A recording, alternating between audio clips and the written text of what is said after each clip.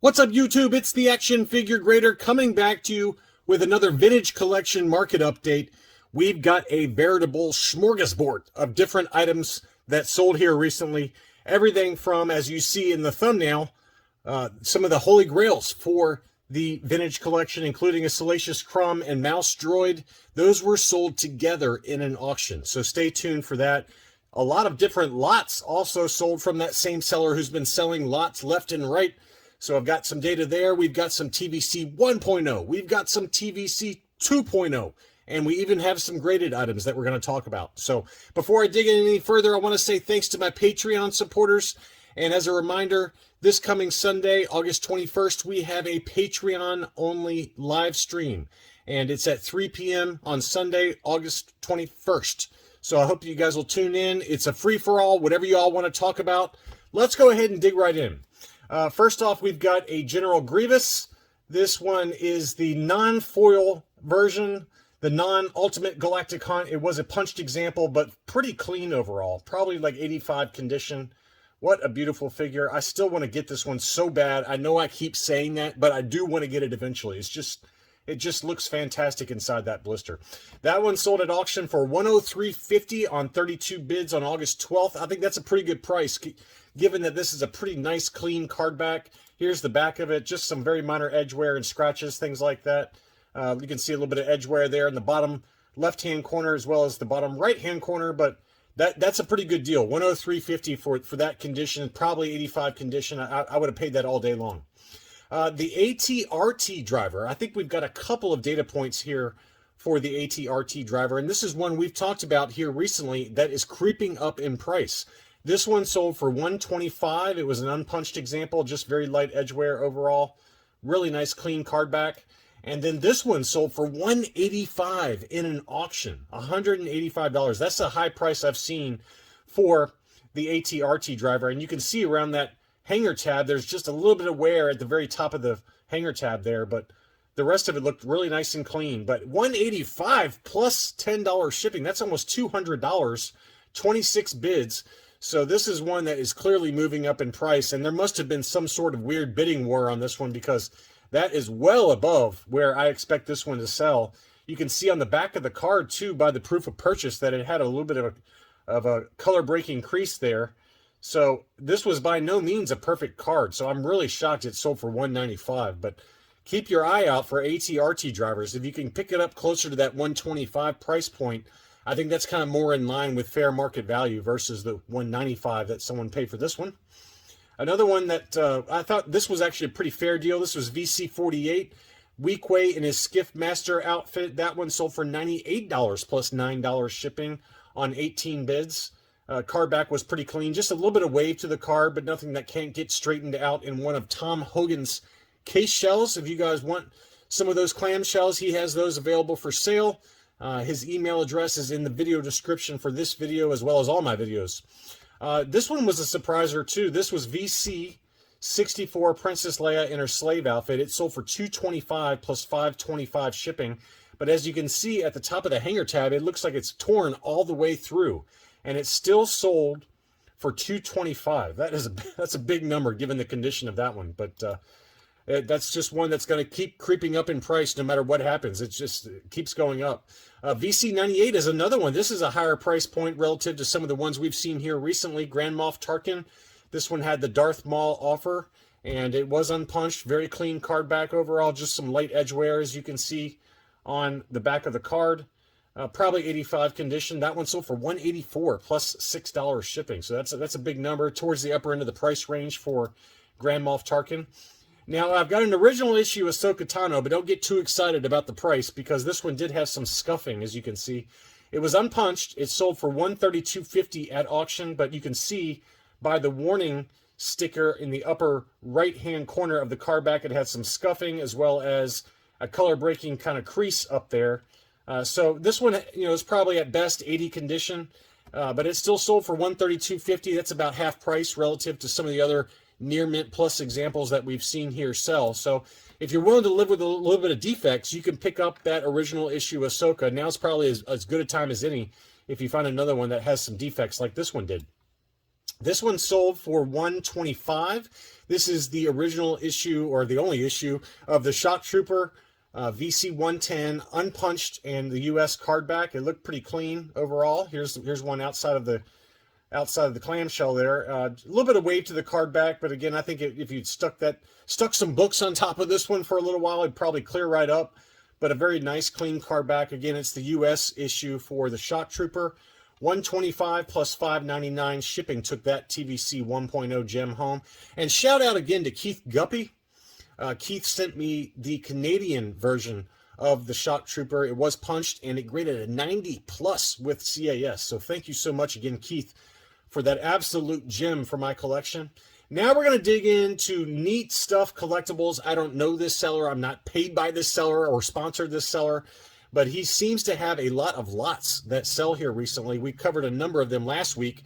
Well, he had 3 or 4 different lots that sold this week as well. This was a lot of 12 VC-41 Empire Strikes Back Stormtroopers. It's got that massive head on the Stormtrooper. Just looks kind of weird, but this was a lot of 12 of them, and they sold for $255 plus $20 shipping on 16 bids. And this was a really nice lot. He also had a lot of 19, all Jedi. It's got the Obi-Wan with, it looks like the foil card back, Yoda, Luke. I won't name all of them, but you can see just this amazing lot of 19 TVC 1.0 figures. That sold for $910 plus $25 shipping. I mean, given that the Luke's Dagobah Landing VC-44 can go for $150 by itself, the foil Obi-Wan Kenobi is probably easily a $100 figure. The Kit Fisto is another really expensive figure. So I think that this lot was probably a pretty good deal for somebody. So $910 plus $25 shipping. And then this one was a pretty incredible collection. This was 25 Guards and Troopers. This sold for $1,025 plus $40 shipping. And I'll do a close-up here so you can see all of the different figures that were included in this lot, kind of varying degrees of condition. Some of them were punched, some of them were unpunched. You had the Shock Trooper, you had the Clone Trooper Lieutenant. That were 2 of the highlights. We've covered Oddball here recently. That's a $100 figure by itself. So, you know, I don't want to speak to how good, I haven't done the math to kind of break down what it is per figure and all that, but that's a big number, but probably somebody's going to take what they want out of this batch for their own personal collection and then sell off the duplicates and probably do pretty well with it. So another couple of really interesting lots that sold. And then finally was this one, 20 Villains and Sith figures. It sold for $1,150 on 38 bids. It had a General Grievous in there. It had an unpunched VC-09 Boba Fett. It had the Cathaba. Really nice lot. There's the Weequay, the non-Skiff Master Weequay version. That's very, very expensive. We just documented one on the channel that sold for $200 by itself in unpunched, clean condition. And then the Darth Vader VC-115 Emperor's Wrath. We know that's a $100 to $150 figure by itself. So pretty nice lot there. Also, there's an unpunched Jango Fett over there in the upper right-hand corner. So really nice lot there. That, again, sold for $1,150 plus $25 shipping. Next up, we had a nice little lot here. This was the Kmart Indoor ATST 2-pack, as well as the Scout Walker itself. That sold for 200 pounds or $244.50 US dollars plus shipping. This was a beautiful example of the HasLab Sail Barge Yak Face, graded UKG 90%. Mark, a good buddy of mine and a fellow YouTuber, sold this one. I didn't look up what the final sales price was on this, but just a gorgeous UKG 90% sail barge, yak face, unpunched, just really nice and clean. So congratulations to Mark on that sale. And he also sold this UKG 90% Boba Fett. This was the Revenge of the Jedi retail version with the paperwork inside, as well as the prototype armor Boba Fett offer sticker. So UKG 90%. It was listed for 350 pounds. This one I thought was a great deal. This one sold for 56 pounds. This is a UKG 90% Mandalorian Beskar armor. And here's a close-up there. Obviously, these came unpunched, but a gorgeous UKG 90%. 56 pounds, which is about 68 US dollars. That's not much more than grading costs once you factor in shipping to and back and the actual cost of the figure itself. So I think that was a great deal, whoever picked that one up. Next up, we had a AFA 9.25 uncirculated Rogue One Imperial Death Trooper. And there is the grading label on that one. This one has the Clearview label up top, but a nice, very, very high-grade AFA example. That one sold for $149.95 plus $10 shipping. And I thought this one was another beautiful item. This seller, Power Droid, I've bought from this seller many times. Power the Force 2 figures, graded vintage collection. He always has really nice stuff. He packs really well. Highly recommended seller. He's never cheap, though. He's never cheap, but he does pack really well, and he's got beautiful examples. This one was the Republic Trooper Expanded Universe, the original issue. It was graded U90 on the 3-tier scale. The card got a 90, blister 90, figure 90, character debut sticker. What a gorgeous example. That one sold for $400 plus $14.95 shipping. You know, the Republic Trooper has definitely come back down in price, obviously, given the reissue that's come out, but I don't know if you can ever go wrong with an uncirculated 90 original issue Republic Trooper. That is just a gorgeous figure. I don't know if I personally would have paid $400 for it, but it would have been really tempting. I looked at it for a while, and I was like, I can't spend that kind of money right now. But that is as good of an example as you're ever going to find, so congratulations to the buyer on that one. Rey, from The Rise of the Skywalker, we know the story on this one, right? About a year and a half ago, this was going, it was like January of 2021. This thing was selling for $100 to $150. It just shot up for no reason at all. Maybe because it was short packed or it was just scarce and hard to find. But it has since come back down a little bit. This is the first sale I've seen for VC 156 Rey in a while. And this is just a gorgeous card back. I know that people bag on the new trilogy, but that is a fantastic card back. Love that card back. And this one was in near mint condition. It sold for $75 free shipping.